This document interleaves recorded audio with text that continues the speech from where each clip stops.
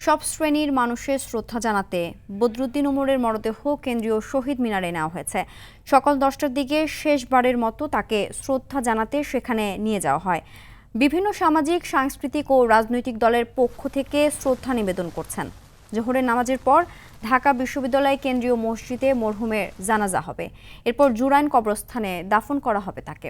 এর আগে রোববার সকাল 10টার দিকে রাজধানীর স্পেশালাইজড হাসপাতালে মারা যান বদরুদ্দিন উমর। মৃত্যুর সময় তার বয়স হয়েছিল 94 বছর। দর্শক, এই মুহূর্তে শহীদ মিনারে রয়েছেন সহকর্মী দীপ্ত চন্দ্র পাল, সরাসরি যুক্ত হচ্ছি সেখানে। দীপ্ত, শ্রদ্ধা নিবেদনের সর্বশেষ পরিস্থিতি আমাদের জানাবেন।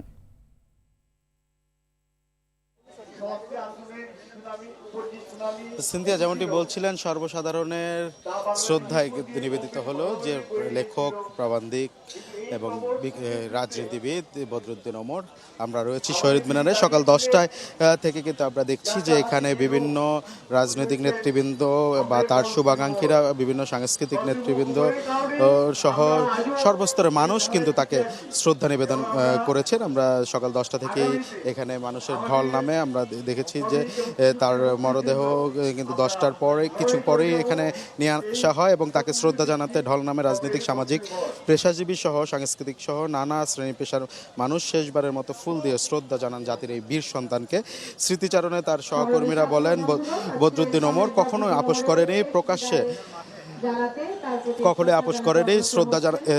এছাড়াও শ্রদ্ধা জানাতে এসেছে রাজনৈতিক নেতারা। আমরা দেখেছি সাংস্কৃতিক উপদেষ্টা মোস্তফা সরোয়ার ফারুকী, এছাড়াও মৎস্য প্রাণী উপদেষ্টা সহ এনসিপির নেতৃবৃন্দ সহ বিভিন্ন রাজনৈতিক নেতৃবৃন্দরা তাকে শ্রদ্ধা জানিয়েছেন এবং শ্রদ্ধা শেষে কিন্তু তারা বারবারই যেটি বলছেন যে বদরুদ্দিন ওমর নিজ বিশ্বাসের সঙ্গে কিন্তু প্রতারণা করেনি। তিনি কেবল লেখক বা রাজনীতিকে ছিলেন না, তিনি ছিলেন সময়ের দর্পণ।